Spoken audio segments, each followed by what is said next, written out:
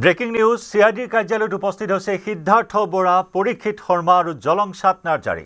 গুৱাহাটীত এখন হোটেলত ৰখা হৈছে অভিমন্যু তালুকদাৰ, তন্ময় ফুকন, দেৱজিৎ হাজৰিকা আৰু সুস্মিতা গোস্বামীক। খন্তেক পিছতে সিআইডিৰ কাৰ্যালয়লৈ অনা হ'ব এই চাৰিজন ছিংগাপুৰীয়া অসমীয়া। ইতিমধ্যে সিআইডিৰ কাৰ্যালয়ত উপস্থিত হৈছে শীৰ্ষ আৰক্ষী বিষয়া। জুবিনৰ মৃত্যুৰ সময়ত ইয়ত পাৰ্টিত আছিল আটাইকেইজন ছিংগাপুৰীয়া অসমীয়া। জনাইছো এই মুহূৰ্তৰ বিগ আপডেট, বিগ ডেভেলপমেণ্ট। সিআইডিৰ কাৰ্যালয়ত উপস্থিত হৈছে সিদ্ধাৰ্থ বৰা, পৰীক্ষিত শৰ্মা আৰু জলংচাত নাৰ্জাৰী। গুৱাহাটীত এখন হোটেলত ৰখা হৈছে অভিমন্যু তালুকদাৰ, তন্ময় ফুকন, দেৱজিৎ হাজৰিকা আৰু সুস্মিতা গোস্বামীক। খন্তেক পিছতে সিআইডিৰ কাৰ্যালয়লৈ অনা হ'ব এই চাৰিজন ছিংগাপুৰীয়া অসমীয়াক। দীপাংকৰ, কিছু আপডেট আহিছে এই মুহূৰ্তত। নিশ্চয় জয়ন্ত, চাওক এজন এজনকৈ এই মুহূৰ্তত সিআইডিৰ কাৰ্যালয়লৈ লৈ অহা হৈছে প্ৰবাসী অসমীয়াসকলক। আৰু কিছু সময় পূৰ্বে, মাত্ৰ কেইটামান মিনিটৰ পূৰ্বেই এই জলংচৌ নাৰ্জাৰীকো এই মুহূৰ্তত সিআইডিয়ে SITক হাজিৰ কৰোৱাৰ বাবে তেওঁক লৈ আহিছে। আৰু গুৱাহাটীৰ এটা বিশেষ স্থানত এই মুহূৰ্তলৈকে যোৱা নিশা গুৱাহাটীত আহি উপস্থিত হোৱা 7 প্ৰবাসী অসমীয়াক আৰক্ষীয়ে নজৰবন্দী কৰি ৰাখিছিল। তেওঁলোকক এখন বিশেষ হোটেলত তেওঁলোকক ৰখা হৈছে আৰু এজন এজনকৈ তেওঁলোকক SITত লৈ অহা হৈছে। এই মুহূৰ্তলৈকে সিদ্ধাৰ্থ বৰা, পৰীক্ষিত শৰ্মা আৰু জলংচৌ নাৰ্জাৰী, এই 3 ব্যক্তিক বৰ্তমান লৈ অহা হৈছে। গতিকে পৰৱৰ্তী সময়ত যদি চাওঁ, সুস্মিতা গোস্বামী, একেদৰে আমি তন্ময় ফুকনকে ধৰি আন আজি 4 ব্যক্তিক লৈ অহা হ'ব। গতিকে এই মুহূৰ্তত 3 ব্যক্তিক লৈ অহা হৈছে সিআইডি কাৰ্যালয়লৈ। আৰু পোনে পোনে আমি সিআইডি কাৰ্যালয়ৰ ব্যস্ততাটো আমাৰ সতীৰ্থ অঞ্জনে দেখুৱাব, য'ত আমি স্পষ্টভাৱে দেখুৱাম ভিতৰৰ ব্যস্ততাটো। কাৰণ এই মুহূৰ্তত আমি SITৰ যিসমূহ শীৰ্ষ বিষয়া আছে সেইসকল বিষয়া আহি উপস্থিত হৈছে। আৰু কিছু সময়ৰ পিছতে অভিমন্যু হাজৰিকা, তন্ময় ফুকন আৰু সুস্মিতা গোস্বামী আৰু দেৱজ্যোতি হাজৰিকা আহি উপস্থিত হ'ব। এই মুহূৰ্তত কওঁ পুনৰবাৰ যে সিদ্ধাৰ্থ বৰা, পৰীক্ষিত শৰ্মা, জলংচৌ নাৰ্জাৰী বৰ্তমান আহি উপস্থিত হৈছে। 2জন ব্যক্তি পুৱাতে অনা হৈছিল।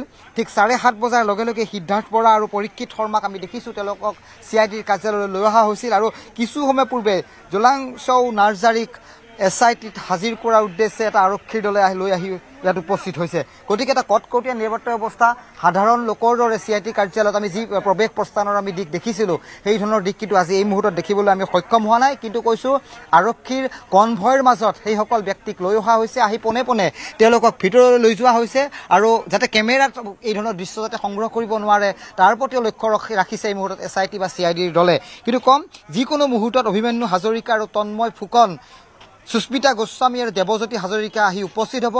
আন যি 3 প্ৰবাসী অসমীয়া বৰ্তমান আমি দেখিছোঁ তেওঁলোকে অসমত আহি উপস্থিত হোৱাৰ তথ্য আমাৰ হাতত আছে। সেইকেইগৰাকী ব্যক্তি হৈছে উৎপল দত্ত আৰু আন 2-3 ব্যক্তি আছে। তেওঁলোকে বৰ্তমানো কিন্তু আৰক্ষীৰে যোগাযোগ নকৰাৰ আমি খবৰ লাভ কৰিছোঁ। কিন্তু 3 ব্যক্তি এই মুহূৰ্তত আহি উপস্থিত হৈছে। ইয়াৰ পূৰ্বে আমি দেখিছিলোঁ ৰূপকমল কলিতা 2 দিন ধৰি আৰক্ষীৰ জেৰাৰ সন্মুখীন হৈ তেওঁক ছিংগাপুৰলৈ যাবলৈ দিয়া হ'ল। তাৰ পিছত গুৱাহাটীত এই মুহূৰ্তত আহি উপস্থিত হৈছে 7 প্ৰবাসী অসমীয়া। যিটো লেটেষ্ট খবৰ আমি এই মুহূৰ্তত জয়ন্ত নিউজ 18ৰ দৰ্শকসকলক জনাই আছোঁ। জয়ন্ত, নিশ্চয় দীপাংকৰ, এতিয়া কথা হ'ল যি 7জনক আজি একেলগে হাজিৰ কৰা হ'ব। গতিকে দীঘলীয়া এটা সময়, যথেষ্ট দীঘলীয়া এটা সময় জেৰাৰ সন্মুখীন হ'ব লাগিব আটাইকেইগৰাকী প্ৰবাসী অসমীয়া। কাৰণ ৰূপকমল কলিতাৰ ক্ষেত্ৰত আমি দেখিছিলোঁ যে ওৰেটো দিন ওৰেটো নিশা বহাই ৰখা হৈছিল, জেৰা কৰা হৈছিল। আনকি কাহিলীপাৰাৰ SBলৈ লৈ গৈ তাতেও ৰখা হৈছিল ৰূপকমল কলিতাক।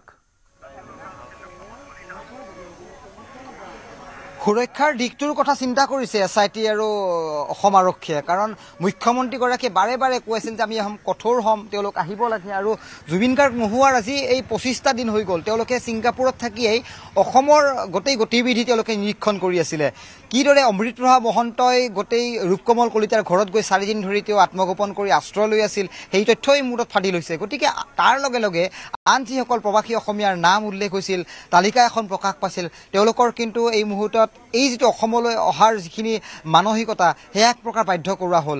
যাৰ বাবে আজি এই মুহূৰ্তত আমি ক'বলগীয়া হৈছে বা SITৰ হাতত সেই তথ্য আহি পৰিছে বা SITৰ নজৰবন্দীত থকা 7 প্ৰবাসী অসমীয়াক বৰ্তমান গুৱাহাটীৰ এটা বিশেষ গোপন স্থানত ৰখা হৈছে। পৰ্যায়ক্ৰমে তেওঁলোকক এজন এজনকৈ বৰ্তমান SITলৈ লৈ অহা হৈছে। এই মুহূৰ্তত সিদ্ধাৰ্থ বৰা, পৰীক্ষিত শৰ্মা আৰু জলংচৌ যি নাৰ্জাৰী নামৰ এজন ব্যক্তি, 3 ব্যক্তিক বৰ্তমান সিআইডিৰ কাৰ্যালয়ত লৈ অহা হৈছে। আৰু পৰৱৰ্তী সময়ত অভিমন্যু তালুকদাৰ তন্ময় ফুকন, সুস্মিতা গোস্বামী আৰু পৰীক্ষিত বৰাক লৈ অহা হ'ব বুলি আমি খবৰ লাভ কৰিছোঁ। গতিকে তেওঁলোকক জেৰা কৰোৱা হ'ব, উপৰ্যুপৰি জেৰা চলোৱাৰ অন্তত তেওঁলোকক সেই গুৱাহাটীৰ হয়তো গোপন স্থানত ৰখা হ'ব। আন এখন আমি বাহন দেখিছোঁ এই মুহূৰ্তত। খুবেই সাংঘাতিক ইয়াত ব্যস্ততা, ইয়াৰ আৰক্ষীৰ গতিবিধিৰ ওপৰত আমিও নজৰ ৰাখিছোঁ, কাৰণ এজনৰ পিছত আনজনকৈ ব্যক্তিক লৈ অহা হৈছে। যিকোনো মুহূৰ্তত হয়তো আন 4 যিগৰাকী প্ৰৱাসী অসমীয়া আছে, অভিমন্যু তালুকদাৰ, তন্ময় ফুকন, পৰীক্ষিত বা আন যিসকল ব্যক্তি আছে তেওঁলোকক লৈ অহা হ'ব। গতিকে আজি খুবেই সাংঘাতিক ব্যস্ততা বাঢ়িব SITৰ বিষয়াসকলৰ। যিকোনো প্ৰকাৰে তেওঁলোকৰ পৰা ভাষ্য সংগ্ৰহ কৰিব লাগে, কাৰণ কাইলৈ ম্যাদ উকলিব 5 অভিযুক্তৰ। সেয়া জুবিন গাৰ্গৰ 2 PSO, মূল অভিযুক্ত হিচাপে বিবেচিত যি সন্দীপন গাৰ্গ, সিদ্ধাৰ্থ শৰ্মা আৰু শ্যামকানু মহন্তৰ। গতিকে কাইলৈ তেওঁলোকক জেললৈ পঠোৱা হ'ব, আৰু জেললৈ পঠোৱাৰ পূৰ্বে অন্তিমটো নিশা তেওঁলোকে লকাপত থকাৰ সময়তে এই 7 প্ৰৱাসী অসমীয়াৰ ভাষ্য সংগ্ৰহ কৰাৰ ক্ষেত্ৰত কিন্তু খুবেই গুৰুত্ব দিব SITৰ লগতে অসম আৰক্ষীয়ে।